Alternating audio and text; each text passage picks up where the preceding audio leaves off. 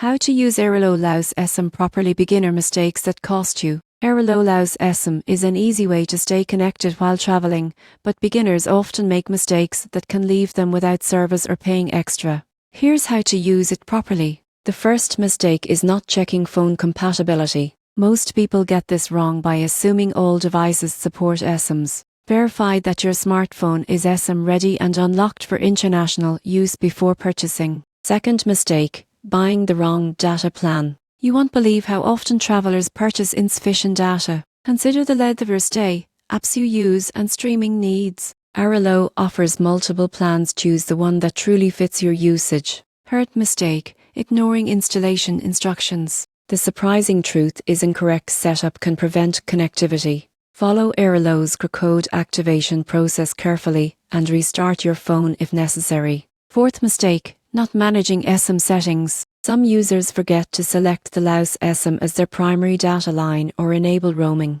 Check settings to ensure proper usage and avoid being charged by your home carrier. Finally, failing to top up or monitor data is common. Keep an eye on usage and top up if needed to avoid running out unexpectedly. By confirming compatibility, selecting the right plan, following installation steps, managing eSIM settings, and monitoring data, you can use Airalo Laos eSIM without surprises. Avoid these beginner mistakes, and you'll enjoy seamless connectivity throughout your trip.